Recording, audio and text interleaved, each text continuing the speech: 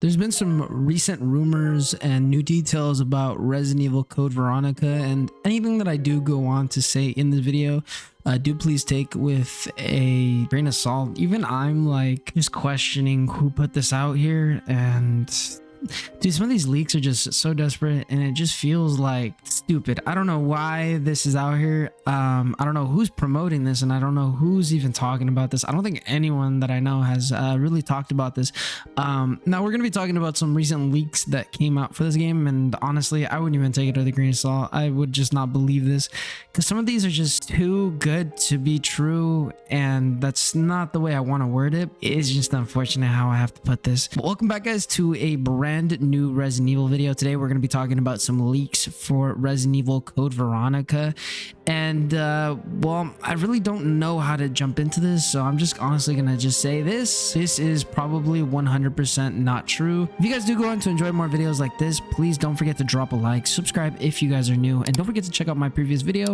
And other than that, guys, let's get right into this. So these recent rumors are just very interesting. I'm reading them as I'm talking to you guys right now. Leaks suggest the game will deviate from its traditional linear structure. Rockford Island has been redesigned as a semi-open, interconnected environment, offering greater freedom of exploration and the ability to revisit previous areas. I think they did do this with Resident Evil 4 Remake, so it is kind of guaranteed. I would honestly assume this. I'm not gonna lie, obviously they're gonna be changing it to remake. I would assume that the island will feature alternate routes and new hidden areas not present in the 2000 version, adding depth to exploration and enhancing the survival horror atmosphere. That one I can guarantee is going to be happening. There's obviously going to be a greater emphasis on horror, and this next one kind of adds to that.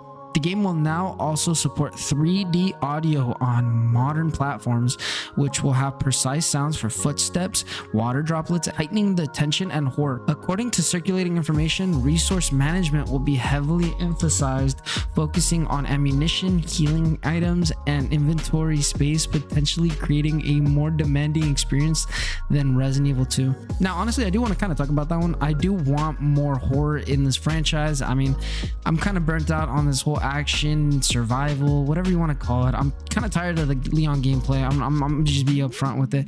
I want more survival horror. I mean, that's what I loved most about Resident Evil 2 Remake. It is my personal second favorite Resident Evil. The remake, I haven't played the original, but the remake of Resident Evil 2 is my favorite horror game in this franchise. And if they're going to be focusing more on ammunition, healing items, and inventory space, I am more supportive of that than having more action segments in this game. And I know there is going to be probably some action because of Chris. I don't think that he's going to be doing crazy action segments like punching or anything like that. Maybe we'll have something like similar to Carlos in the Resident Evil 3 remake, where if you dodge, you know, he has a chance of punching an enemy. I think maybe we'll get something more like that. Or maybe if you dodge at a right time, you can get a shot in. I think that could be a good idea that Capcom can lean into. You know, I think that mechanic was very slept on in Resident Evil 3 remake. But yeah, guys, honestly, I just want to say, like, everything you hear or see on the internet isn't always going to be guaranteed, and please do take everything with a grain of salt.